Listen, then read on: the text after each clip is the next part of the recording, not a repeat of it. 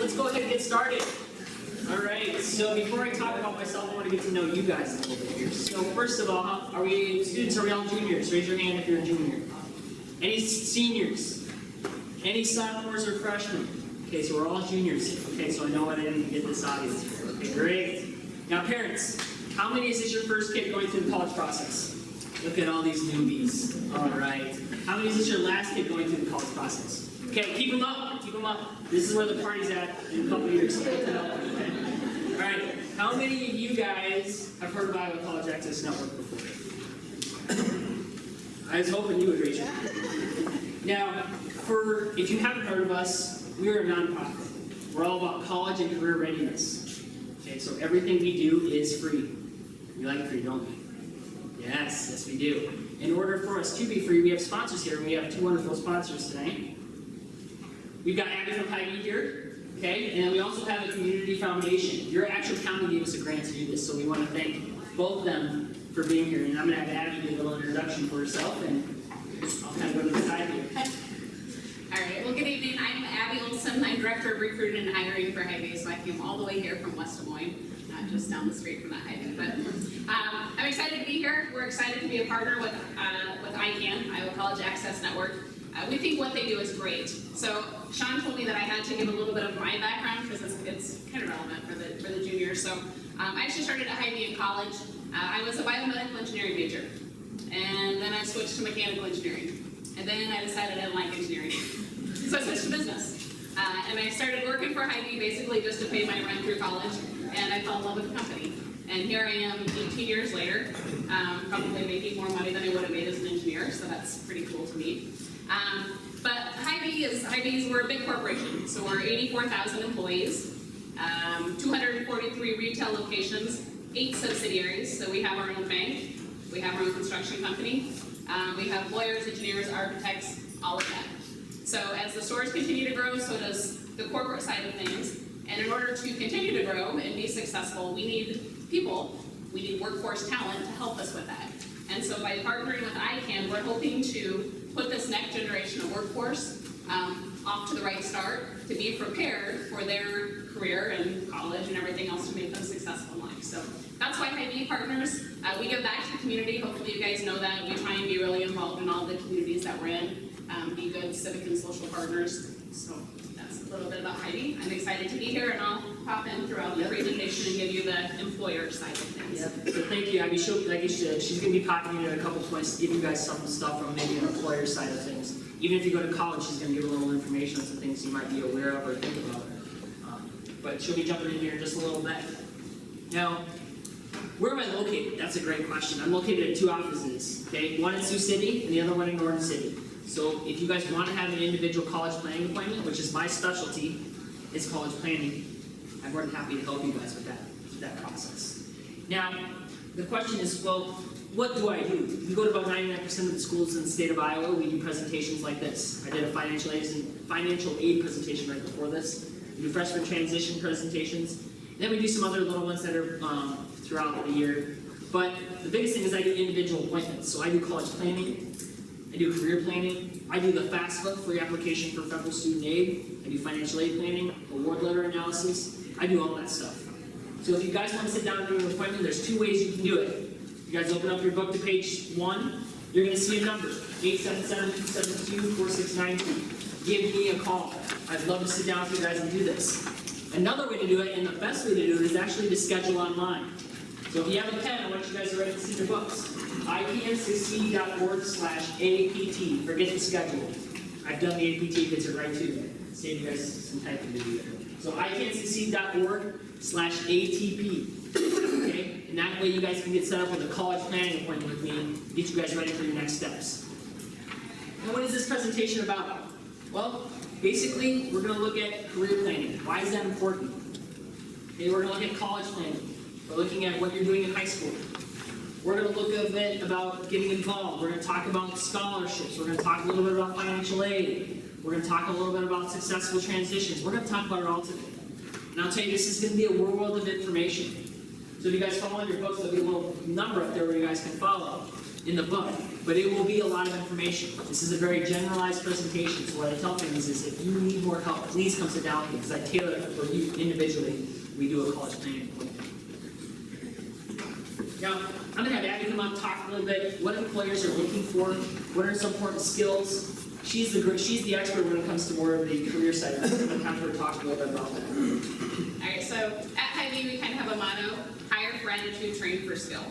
Okay, so I can teach anybody how to run a cash register or how to bag groceries or how to stock shelves, but I can't always teach people, how to smile, how to interact with customers, how to hold a pleasant conversation with them. And those are really the things that we look for when we're hiring, especially those 16 and 17-year-olds that might be their first job. We want the kids that have maybe been involved in extracurricular activities, because then we know that they know how to manage their time. They can juggle multiple things at the same time. We also look for friendliness, smile, firm handshake. When I was a store director, my judge of whether or not I was going to hire somebody is if they could keep up with me from the customer service counter to my office. If they could keep up, then I knew that I'd hire them, because they had a sense of urgency, and they would get things done. So that's kind of what we look for. From the employer side of things, more general, those soft skills that you'll learn either from a part-time job, whether it's at Hy-Vee or Fairway or wherever it is that you can get a part-time job, or being involved in sports, choir, drama, any extracurricular activities. All of those skills will help you down the road, trust me. The employers always say that there's not enough soft skills with kids these days. There's not enough of the time management, there's not enough of the communication and interaction. So really, really key for juniors, seniors. If you don't have a part-time job, I recommend it, or to volunteer or just be involved.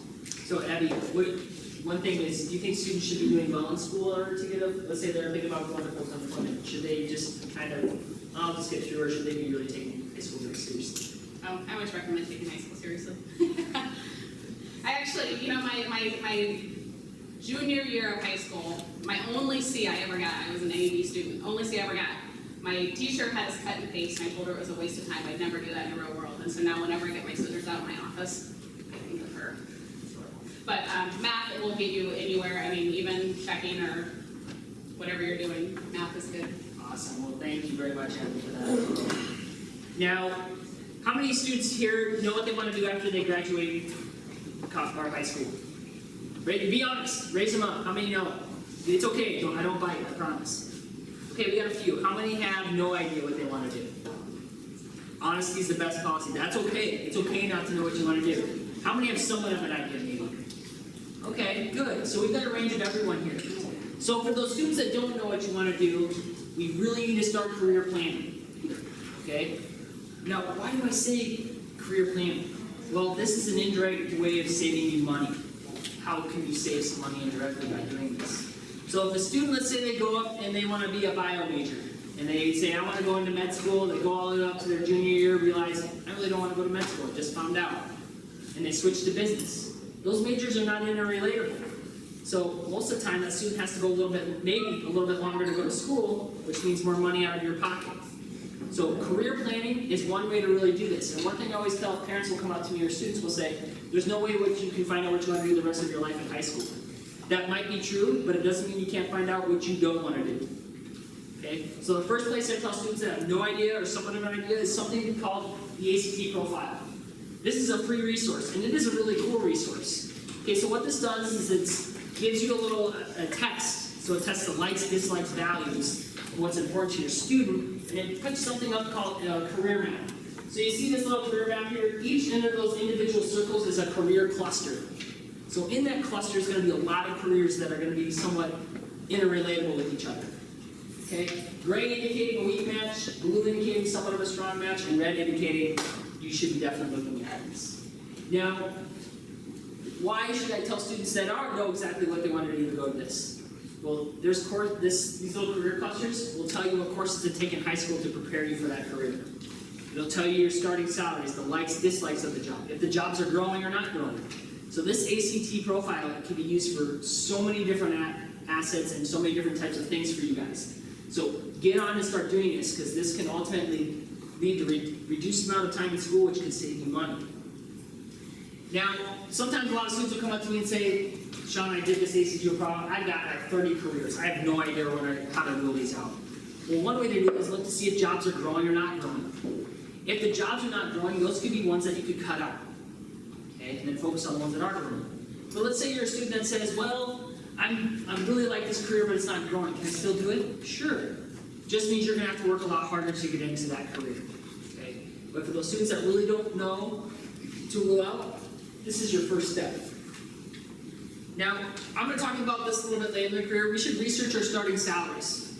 Okay? Not because I want a student to look for a job with the most money. It's more for borrowing or investment of return. So we'll cover this a little bit later. Now, probably one of the most important things is we should test drive our careers. So what I tell students is, you parents, when you look at a car, you just don't look at it and say, oh, that's nice. You're going to actually get in the car and you're going to drive it. When you look at buying a house, you just don't go online. You get in the house, you do an inspection. We should be doing the same thing with our careers.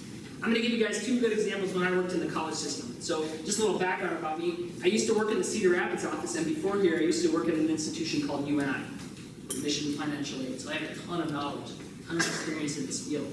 So when I worked at UNI, I had 2 students come up to me, they stick with me to this day. I had one student come up to me and goes, I want to be a nurse. I said, why do you want to be a nurse? I want to help people. I want to go in the medical field. Okay, have you seen what they do? No. She went and did it. She comes back, she goes, I don't like blood. Probably a good career move, right? Now, this one student, this is my favorite one. The student comes up to me and he goes, I want to be an accountant. I said, great, why? My dad does and makes a lot of money. Cool. Have you seen what he does? No. Comes back. It was so boring. I want to be outside. I want to work with people, like one-on-one, lots of people. So I'm glad he figured that out now instead of waiting till his junior year, taking those upper-level accounting courses and has to switch, which means he goes longer, which means more money out of his pocket. Okay? Possibly. Now, one thing I tell students and parents to do is look at these intermediate networks. They are located across the state of Iowa at community colleges. There is a sole person to help you guys find a job shadow. Get in contact with them. I guarantee there's one up at Iowa Lakes that you guys can get in contact with to help you start doing these job shadows. Now, if you're not thinking about going to maybe the 4-year school, and maybe you're thinking maybe to be a plumber or electrician or something, go get some of that job experience or apprenticeship job training. It's a little bit different than a job shadow. Job shadow is usually like one day. This apprenticeship job training is in. You're doing the job. You're doing it for a while. Get in there. This is what's going to set you apart from those other students. And it can range for a certain amount of time to do these. You don't need to write these websites down because the next website is in your book that lists all of these. But these are a couple ones that come up. You can see the plumbing, construction careers. A lot of great ways to start plugging in right now to make yourself marketable for that next step. So this is the website that's in your book, guys. Go to this website. Start thinking, if you're thinking those hands-on jobs, get in there, start plugging away, because that's what's going to set you apart from those other students. Now, I might have one of those students that is a go-getter. They're going to do this, and they're going to get it done right away. This doesn't mean you're done. This is going to be an ongoing process. You're going to reassess this every so often. Okay? Even students who do this work, even in college, something might come along they never thought of. And if it does, go out there and dive in. Go do a job shadow. Go look and see if it's a good fit for you. This is always going to be an ongoing process. So I'm going to throw a little stats at you guys. 67% of all new jobs are going to require some type of higher education. When I talk higher education, guys, I'm not just talking a bachelor's degree. It could be a doctorate or a master's degree. It could be a 2-year degree or a 9-month certificate program. So higher education can span all that. Now, this bottom statistic is what scares me. 40%, so 4 out of 10 students here right now are not ready for full-time employment or college. Okay? So hopefully by listening to this presentation, you're not going to be that 4 out of 10. Let's get that. Now, we all know when you go to college, you can make more money, but how much? So an average high school graduate will make $23,000 a year. Compared to a bachelor's degree, is about $61,000 a year. So you can see there's a significant difference in the money that you can make by going to get a higher education. And not all degrees are the same. So STEM fields, science, technology, engineering, mathematics, are going to have higher starting salaries than your liberal arts degrees. Okay? Even some 2-year technical programs will have a higher starting salary than some 4-year degrees. So like wind turbine technician is a really great example of that. Planning for college. I'm going to ask you students a question. How many of you guys have looked at your four-year plan recently? I usually get the same answer, no. We should definitely be looking at our four-year plans. Are your high school plans matching up to the admissions requirements at the colleges? Are they preparing you for your next steps to get into college? I will tell you, I would see students that would go and want to go into computer science and they would take no math or science in high school. They are putting themselves at a huge disadvantage. You want to be, if you're going into computer science, you want to take as much math and science as you can. If you're thinking communications, you better be trying to take as much English as you can. You students, this is a time to really reassess what courses you can take, because in your junior, senior year, you guys get the flexibility a little bit to take what courses you want. I don't know if you have open campus or if you can pick study halls, but you get a little more flexibility. Hopefully you guys are going to start aligning yourself to those career goals that you guys are going to do. So admissions offices or colleges look at four things of these ones: your GPA, your grade point average, ACT, class rank, and core courses. Now this is a really good slide right here. Okay, there's three students up here. We got the bottom student. This is all the student we all want to be. You want to end up getting a 3.75 cumulative GPA. Okay, I guarantee this student will probably have no problem getting to any college they want to in the state of Iowa, even if they have an okay ACT score. Okay. Now this top student was me in high school. Freshman, sophomore year, I didn't know if I really wanted to go to college. All of a sudden, junior year, I want to go to college, so I picked it up. Okay, ended up with a 2.87 GPA. Now, parents and students, I'm going to ask you, what happened to this middle student? What do you call that? Come on, don't be afraid, parents. What do you call that? Senioritis. That is exactly right. Okay, this is the student you should not be. Okay, from an admission standpoint, I would take that 2.87 over that 2.9 in a second. Why? Because when colleges see a student slump like that, they're going to say, are they going to take college seriously? We're a little worried about accepting that student. Okay? Whereas this student is in, the courses get harder and they're doing better. So we can see that they're growing, and so we think that they can do better in college. So the takeaway from this, guys, is you need to do the best you can. Knock it out of the park your senior year, especially when it comes to that free money. Okay, your GPA is a huge component of getting free money in your pocket. So that's a really good reason why not to slouch off your senior year. Core courses: science, math, English, social studies, and yes, foreign language. Those are what core classes are. Before I dive into the core classes, how many of you students are planning on taking community college courses? Or are taking community college courses? Raise them up high, be proud. All right, good majority of you, okay. It could be a good thing, right? It can reduce the amount of time in school and also save yourself some money. Okay, that's a really good reason why to go if the student's ready. But if the student's not ready, it can be a double-edged sword. Why do I say that? The day you take a college course is the day your college GPA starts. I had a student apply to UNI, got into his high school grades, made so many community college courses, he was actually considered a transfer student. He did not take his courses seriously and actually got denied. So he had to go back and take those courses to improve his GPA. So the big thing I take away is make sure you're ready to take on these community college courses, because it doesn't go away after you graduate. They stick with you. So what I tell students is knock it out of the park. Take them very seriously. And if you do well, it can really pay off dividends. It can reduce the amount of time in school and save you money. Now, going back to core courses in high school, this is what's usually required through the high school. 4 years of English and about 3 years to 2 years of everything else. What do colleges want to see? I will tell you, when I worked at UNI, I like seeing 5 years of English. I like seeing 4 years of math and science, and I like seeing 4 to 6 years of social studies, because psychology, sociology, all those classes count as social studies, and 4 years of foreign language. Now let me talk a little bit about foreign language. Foreign language in college is a lot more difficult than high school. Why?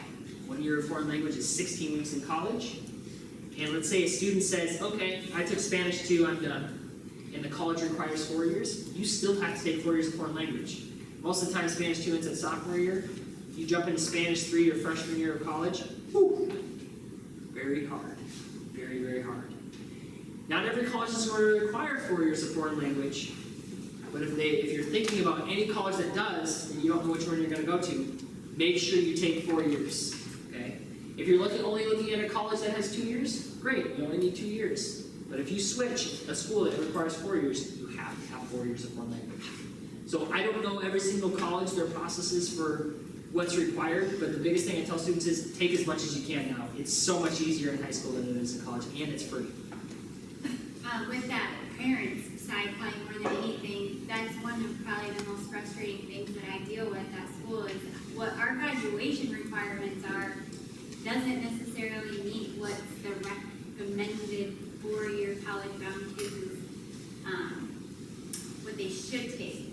So while chemistry isn't required for graduation for us, if I know you're college-bound at a 4-year, I'm encouraging it, but I can't require it because you don't need it to meet our graduation requirements.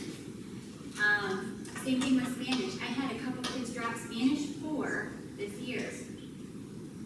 Against my advising, and that's why we require parent notes now anytime a kid changes it, but usually my notes say, yes, let him change whatever. So that's a lot where it needs to come from back from you guys too, saying you need to take chemistry, you need to take Spanish, I cannot force them to stay in those classes if we don't need it for graduation. So me telling them is one thing, but you allowing it is, I can't do that. If they bring a note that says, yep, they can change their schedule, then I can't say, no, you can't, even though I don't suggest that they do that, and it happens a lot. And then parents are upset because they needed chemistry for Iowa State, and it's like, I don't know what to tell you, because we encourage it, and we tell them that when we do their plans every year, but it doesn't always happen.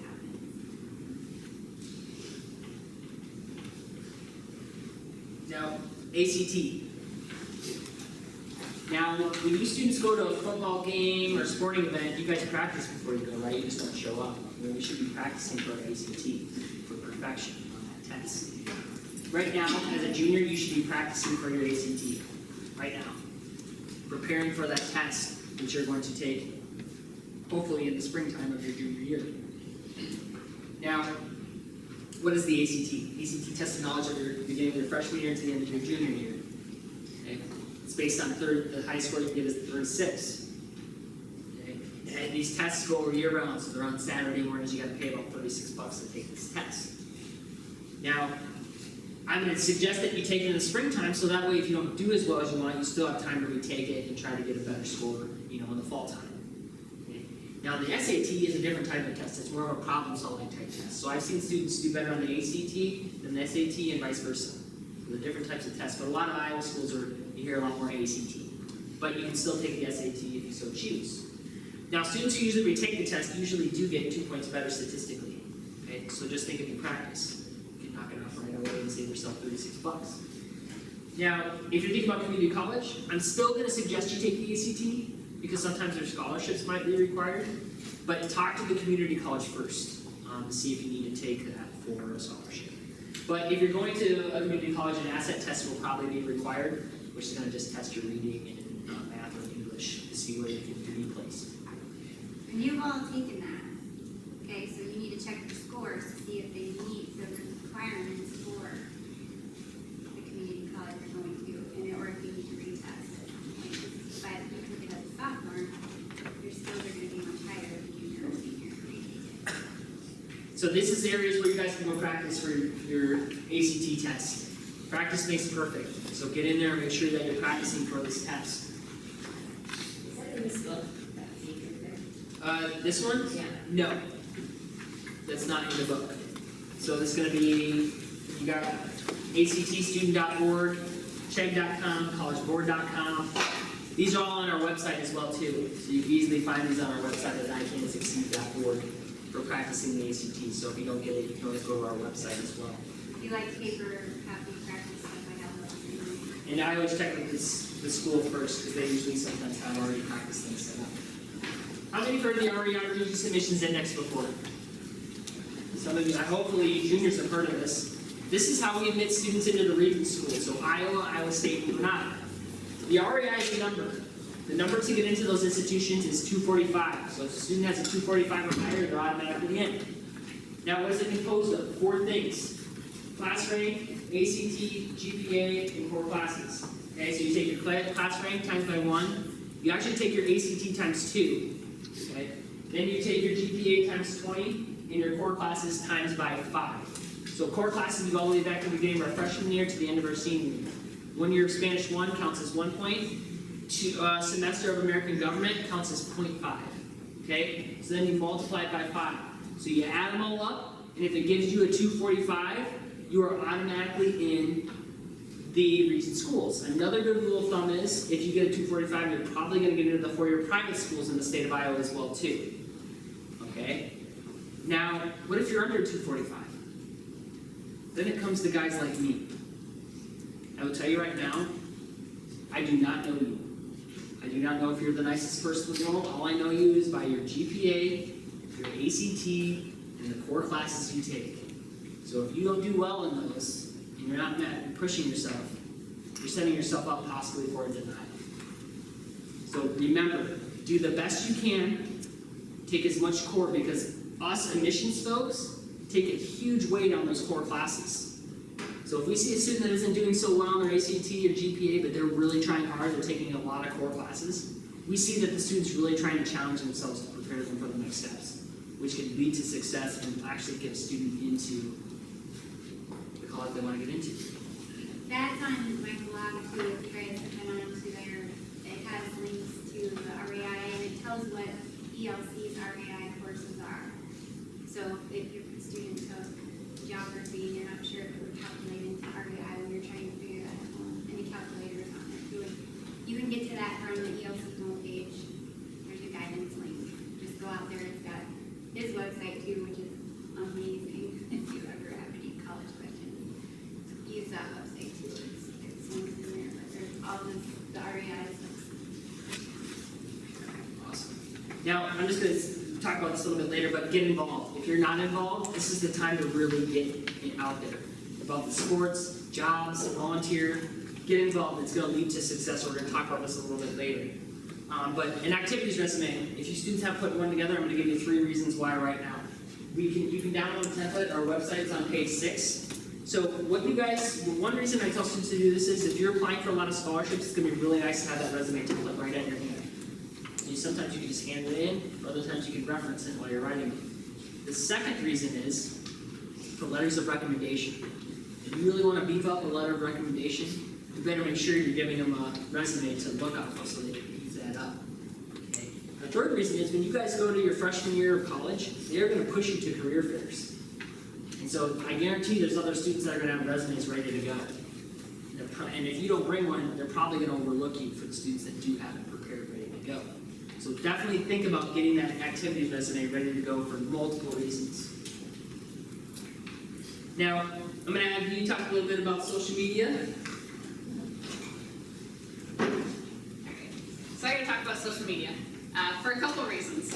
One is it can be a good thing. So as an employer, when I am researching, especially now in my position at the corporate level, if I have somebody apply, I'm going to research their social media. So whether that's looking at their Facebook, their LinkedIn, whatever it might be, I just want to learn a little bit more about this person before I sit down and interview them. So what you have out there is a good representation of yourself. So that's the good of it. I know colleges will look at it as well, so they're interested in it. But there can be a downside to it. So when I was a store director, I've had to fire employees for what they put on social media. You have an employee that says, oh, I'm sick and I can't come in, and all of a sudden somebody comes in the next day and says, hey, did you see Joey's Facebook page? He was out with his friends last night. Looked like he was having a good time. So it can come back and it can come back and bite you.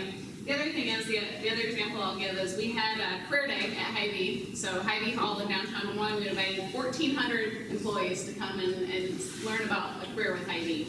We had a great assistant manager, had a very promising career ahead of him.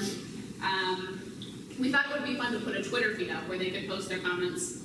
And he decided that he wanted to tweet something that wasn't appropriate, had some obscene language in it, and our CEO was there.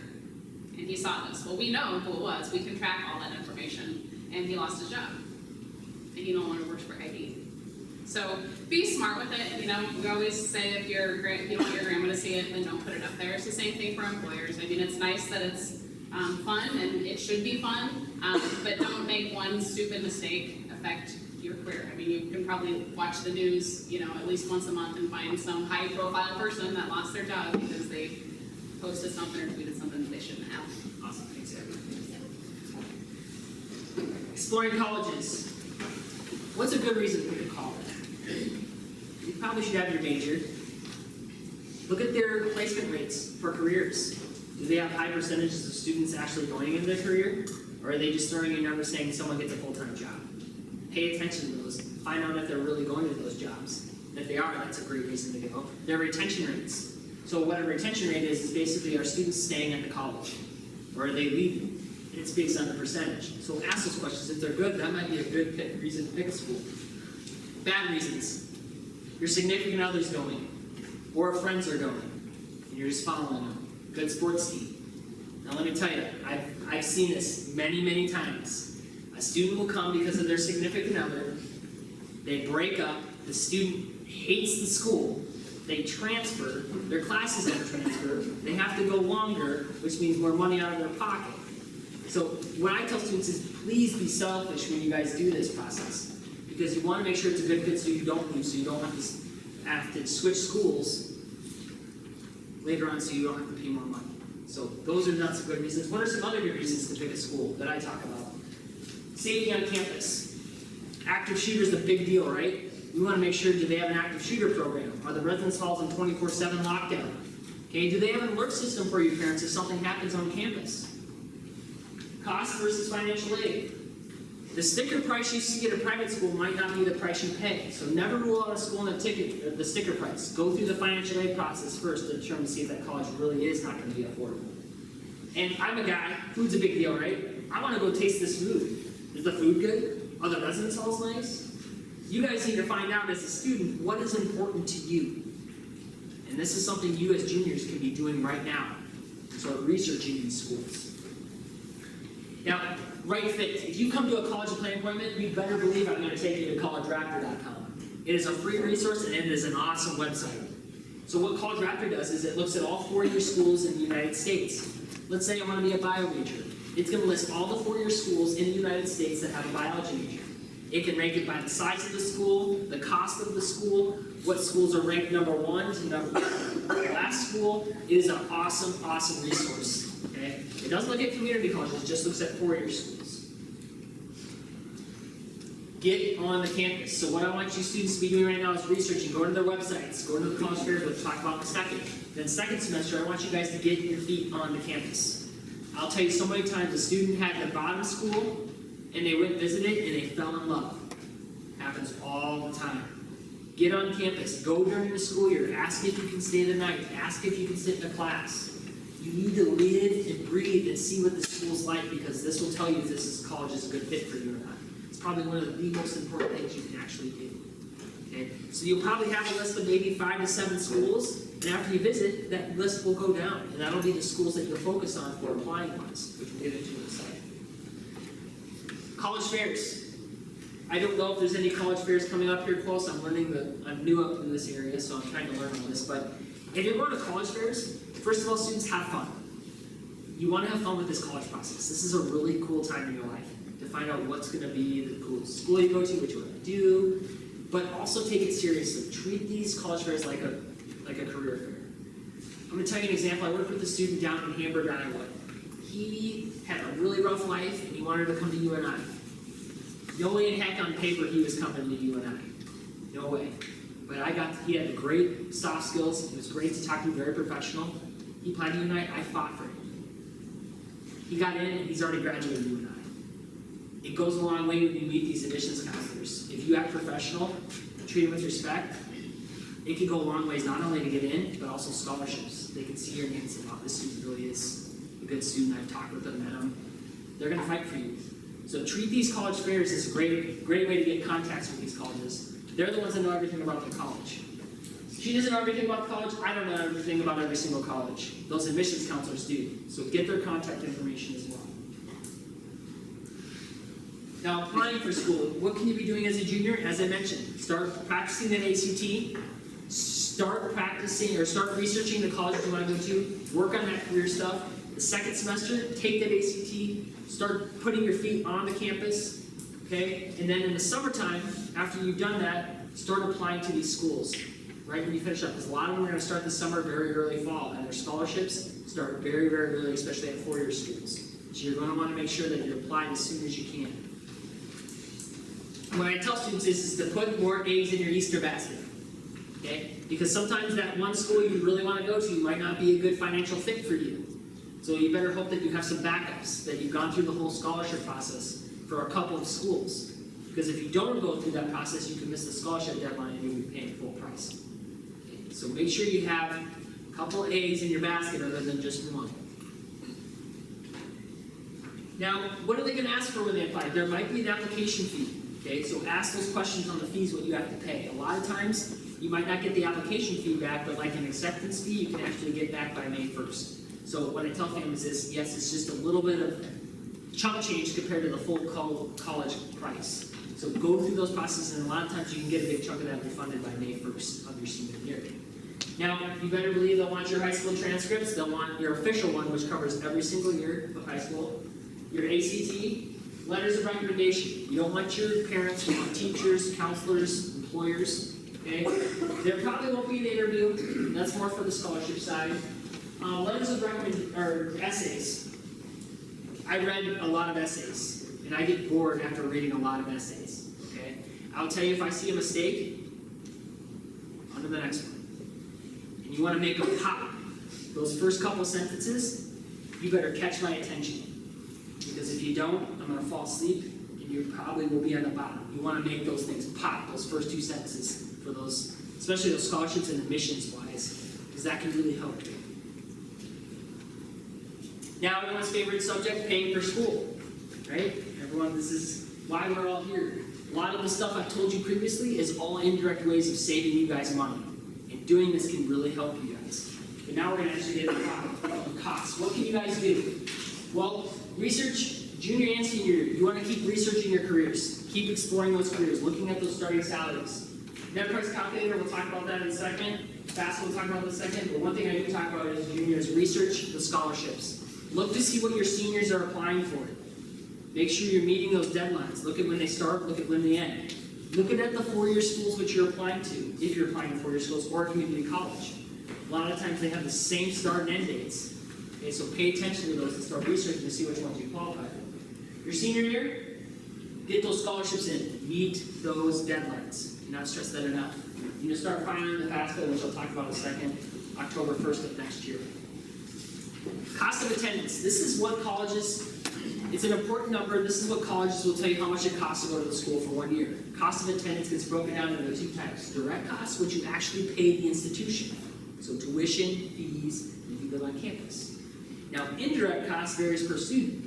So some students might pay more indirect costs than the other because they might have a car, they might not have a car, they might buy more pizza, they might go to the movies more, whatever. So indirect costs are always going to vary, so your cost of attendance technically will always vary, but the colleges have to throw a generic number so you guys can start researching to see how much it costs to go to those institutions. Now, a net price calculator, what is that? Well, a net price calculator looks at your guys' personal family's situation to see how much you might go to the college. The question I always ask when I worked at UNI and I sit down with families one-on-one is, have you guys started talking about paying for school? Most of the time, don't ask. I'll tell you right now, a lot of these students have never really borrowed a large sum of money before. They might not really understand what an interest rate is and what it means to actually pay back a loan.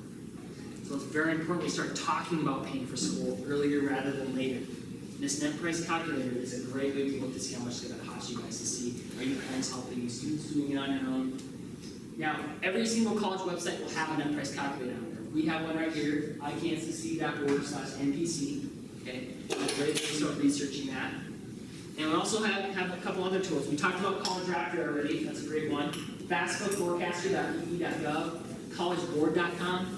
Those are great resources where you guys can actually start diving in. Let me see how much it's going to cost you guys to go to these institutions. Now, the FAFSA stands for the free application for federal student aid. To get any federal or state assistance, you must file the FAFSA. And a lot of the times to get institutional, so scholarships at the four-year schools or community college, they require a FAFSA on file anyways. Okay? It is free to do, it doesn't cost you any money. So next year, juniors, you actually start to apply, and actually you can start applying next year when you're senior. October 1st is when you can start. And you're going to use prior tax information. So if you guys will be going fall 2018, you'll use 2016 taxes. And the best part is, I do FAFSA, it's free for families. So if you're not a big person that likes doing this kind of stuff, I've done thousands upon thousands of FAFSAs. I'm the expert when it comes to the financial aid process. Okay? And we're always going to file it online. It's much more quicker, much more accurate, and it's at FAFSA.gov. So make sure that you're at that website. And if you're not, you could be paying someone to do it, which you shouldn't have to. These are some of the best slides of the whole presentation because it really talks about the cost of college. And it's some of my favorite slides, honestly. 25% of students and families believe that they're going to get a full ride to college. I call them the unicorn students. You hear about them, but you don't see them, right? In reality, 61% of students receive, 61 to 67% of students receive a scholarship and only covers 29 to 31% of their total college costs. And ask you guys a question. Are you parents out there? Are you students doing it on your own? Are you going to have to borrow? These are things we should start talking about now. Not a week before, not a couple months before, right now. Now, why do I tell students to research the starting salary like I talked about in the beginning? Not because I want the student to look for the job with the most money, it's more for buying reasons. So I had a student go to a college, let's say they got their bachelor's degree, $80,000 they borrowed to go to that school. The average starting salary for a bachelor's degree is about $33,000. Break that down after taxes, benefits, all that stuff, comes to about $1,700 a month. Okay? That $80,000 after you graduate, 6 months after you graduate, turns into $800 a month for the next 10 years. Minus that from $1,700, $900. Some students are like, woohoo, I've never had that much money before. But you parents know, it goes away very quickly, right? You got your house. A lot of them are going to need a new car, food, whatever else that adults pay for, right? We all know what that is. So what I tell students is that starting salary is what we suggest is that's your borrowing limit. So that $33,000, that's the max we suggest that you borrow. Because that payment becomes $330 a month instead of $800 a month. Okay? So that's why we really got to start researching this stuff. Because you guys keep hearing in this presidential election, college is expensive, you keep hearing it needs to be reduced. Well, students are borrowing money beyond their means. And they're not doing a lot of this research. They're not applying for these scholarships that can really reduce that amount of money they have to spend. Students, this goes to you. Save as much as you can. Paying off those books is better than borrowing it, paying back with interest. Okay? Save as much as you can. Trust me, I've been in high school. When I was in high school, PS2 was a big thing. So that's a long time ago.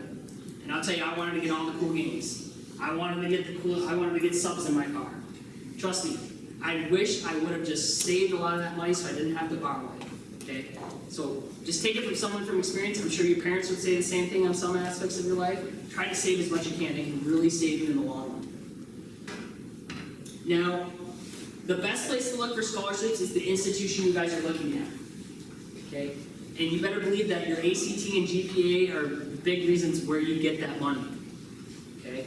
So your senior year, those 4 years, right now for 4-year schools, Iowa State is a deadline of December 1st, USD October 15th, UNI January 15th. Their deadlines are early. And if you miss the deadline, you get nothing. Okay? So you want to make sure you're applying these schools early, doing your scholarship stuff early. You want to talk a little bit about the scholarship process here? Yeah, I mean, alongside of those things, the school scholarships, the ones that I house, I guess, on my website are options for our seniors. They don't start applying for those and getting them until our deadline's not until April of their senior year. So those are all the ones that are offered locally through our organizations, businesses, community people. And those add up. So the kids who apply for those and get those $500 here, $500 there, $1,000. There's a lot of opportunities for our students to get those scholarships, and they're not competing usually against quite as many students as when they're going out on the web and doing those applications. But that's on my blog too. There's a link there. I would encourage you to start looking at those, see what kinds of things you have to put on there. Most of them ask for community service type of activities that you've done and activities you've been involved in. And so look at those to see, you know, what you're going to be filling out on those applications. But otherwise, majority of them are going to come from colleges. When you've gone to our awards day, you notice the amounts that are given out by the colleges themselves. So those are the biggest ones to try to be going after. But all those little ones add up to the smaller ones that are going to cover, you know, other stuff for you at college. And they'll go anywhere. Most of our local ones you can use at any college that you go to. So encourage you to start looking at those now. Awesome. Now, what I say to students is, let's say you spend 10 hours doing scholarships and you only, and for students it's $500 for doing all this. It's a lot of work. Break that down. That's $50 an hour. Good luck finding a part-time job that pays that well. So take advantage of these scholarships, guys. They can go a long way. A lot of work can get you a lot of free money. I think you have to write an essay in a college scholarship one. Anybody have to do that yet? Do it good so that you can use it next year. Yes. I mean, take advantage of something you're already doing. Don't be like, use it, and then you can tweak it next year when you're needing it for actual applications. It helps a lot, you know, when you're starting on those things. And check out your local. Check your parents' employers. I'm going to have Abby come up and talk a little bit about their scholarship program they have at IB. All right, so at Hy-Vee, we actually give away $80,000 worth of scholarships every year. So we give away $41,000 scholarships to high school seniors, and then we give away $41,000 scholarships to the college kids. That's valid for either the employees that work for us, part-time or full-time, or for the children of if their parents work for us. So it's valid for either one. So as Sean said, it is good whether it's Hy-Vee or Fairway to check with your employer to see if they have a scholarship available. The other thing I bring up is the Grocers Association. So if your employer has some other kind of association that they fall under, sometimes they will have scholarships that your children or if you're a child and you have an employer might be eligible for. So I know like at Hy-Vee you'd be eligible for the Iowa Grocers Association, as would the Fairway people. So. And I don't always know about those. They don't run through our office all the time. So Polaris, and I don't know who works at Polaris, so if they don't give me their scholarship and say, hey, can you give this to everyone who has a parent? I don't know all those things. So that's where you guys have to do some work too. And it'd be a lot easier for me, and it would be easier for you guys if I could go up to Morgan and Kayla and Emma and say, here's what you can apply for, and here's, you know, but that's just not how it works. So it's important that you start looking at them now and knowing what is out there from other resources. I can't possibly know all those places you can find money. A lot of it sometimes. Yeah. So once I say you exhaust all your local ones, go to the national ones. And here's a whole list of them up here. ICAN.org is a great, we have an awesome scholarship database. Check it out. So researching this stuff out. We talked a little bit about Heidi's Raise.me. This is a new program. You get micro scholarships for getting an A in English class. Come in and sit and do a college planning appointment with me. You can get money to go to some of these institutions in the state of Iowa. So definitely get involved in doing that. Raise.me is what it's called. Iowa student loans. They give out loans to students, but you better believe they give a lot of free money back. $130,000 plus. Get out there and check it out. Grab the piece of the pie.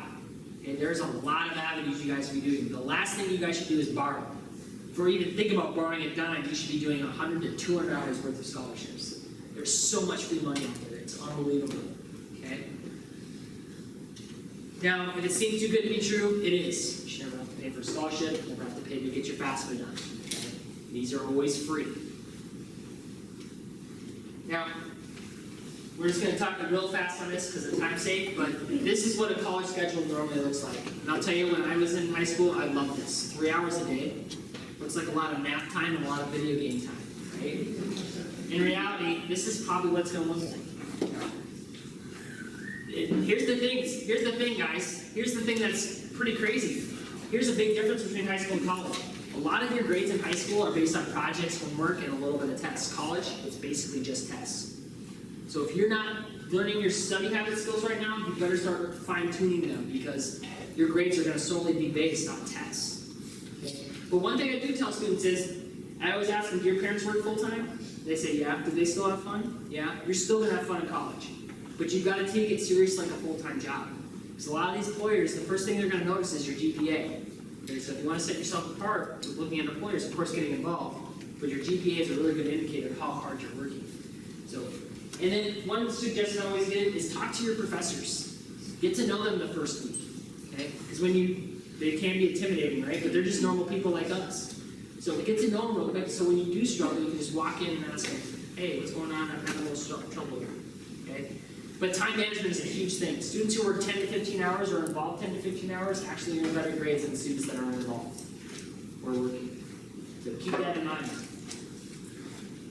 Now, what can you parents do? Academically, just ask them how they're doing. I know it's hard to pry information out of your kids. It just always is. You know how it is. But just ask them. If you know they're struggling, go get help for them if they're too afraid to do that or too nervous or don't know where to go. Get out there and plug out for that. Financial aid. Talk to your kids about paying bills. Talk about what it means to borrow large sum of money. What's an interest rate? You guys have been through this. You guys know this stuff. Relay this information to your students so they understand what it means to borrow and understand it's an investment of return going to college if they have to borrow, and it's okay if it gets you, more income. You guys know this stuff, so please relay this to your students. Talk about paying for school. Social life. My wife works at USD. She's the assistant director of the Department of Residence there. So she supervises all the people that run all the buildings. And she tells me stories all the time that students, they don't know how to do the laundry. They don't know how to check the oil in their car, check the tire pressure. They don't know how to do a lot of stuff. So these life skills can go a long way. So if your students are not doing this stuff, you might want to give them a little kick in the butt and say, hey, it's time to learn this because in college, unless they come home every weekend, they'll probably have to do, unless it's a guy and the guy just rewears his clothes all the time. But these are some life skills that I've noticed that my wife notices from students, and she comes and tells me all these stories. So just make sure you teach some of these life skills. And one thing I always talk about is, as she mentioned, the soft skills. Those soft skills are so huge. Put down the phone is one of the biggest things that when I talk to a lot of employers is just put down the phone. Just look someone in the eyes and talk to them. Now, where can you get help? I'm here to help. I do individual college planning. She's here. She's ready to go. She's doing this job because she wants to help you guys. Okay? I'm doing this job because I want to help you guys. Okay? We want to make you guys successful. We want to give you guys the tools to not have to pay a lot of money to go to school. Please utilize our services. Talk to those admissions financial aid people. Trust me, their ears are pointed up to the moon because they want you guys to come to their college. They're going to be listening, no other. So if you guys need help, contact them. They're here to help you guys. Now, if you guys had the little half sheet, if you guys are interested in filling out an e-newsletter, please go ahead and fill out the bottom portion there. I'll get you signed up. Okay? But please fill out that form. That's very important for me. We are on social media. We've got a lot of outlets there for you guys to check out. Facebook, Twitter, YouTube. We've got a webpage, ICAN6C.org. As she mentioned, it is just full of knowledge and tons of stuff to grab from there. Please get on there and look around. You can explore for a long time on there and find some really good resources for free. Please, please, please fill out this survey. It's very important to us that we have this. Next steps, guys, as I mentioned, start practicing your ACT. Start researching your schools right now and do that career planning, and then take the ACT and actually set foot on those campuses this next semester, and then start applying. Okay? And then we want to thank Abby from Hy-Vee for sponsoring tonight, and we want to thank your county for also sponsoring tonight. Please fill those out real quick. We've got a long drive ahead of us, so if you have one quick question, come on up. If not, if you have a lot of them, that means you should probably schedule an appointment with me and we can sit down and do this one-on-one. Okay? So go ahead, when you guys are done, go ahead and put this right here. So thank you guys very much. And I'm going to ask you guys real quickly before I leave, but thank you both for coming down for Yes. ICAN. They come every year, and next year there will be a financial aid one for seniors. A couple of things that he's talked about that I made some notes as we were going along was to tie it into ELC more specifically. Job shadows, we always have those available through me. Fill out a corner, get you out there, get you doing some experience on the jobs that you're interested in. Game of Life, you're going to be doing soon, has a lot of this stuff he's talking about, the budgeting, the loans, are you in personal finance right now, any of you? Yeah. Okay, he's been talking about this then, right? So you're going to be going to the Game of Life here in a couple weeks. I'm going to be going with you guys, so that you'll get it when you get there.